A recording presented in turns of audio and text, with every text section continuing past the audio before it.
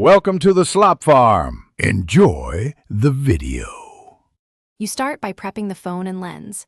Clean both surfaces so no dust ruins sharpness. Once done, align the macro lens precisely over the main camera. Small shifts change focus dramatically. Use the provided clip or magnetic adapter to secure it. Make sure it sits flush.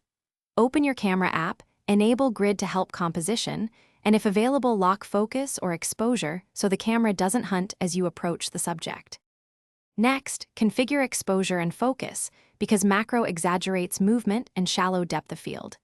You can use automatic mode with touch to focus or manual mode to set ISO low and a faster shutter to avoid blur. Then find the lens's working distance by moving the phone slowly until the subject snaps into focus. For most clip macro lenses, this is 1 to 3 centimeters. Finally, steady your phone with a tripod or brace. Finish by fine-tuning lighting and capture technique. Add continuous light or an LED ring to increase depth of field and reduce motion blur. Once set, bracket exposures and take several focus points for potential focus stacking later. If you need greater sharpness, make small increments in distance rather than relying on digital zoom.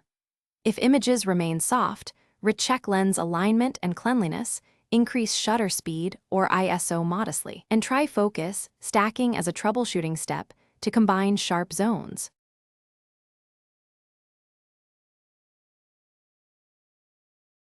Thanks for watching. Consider subscribing if we helped you today.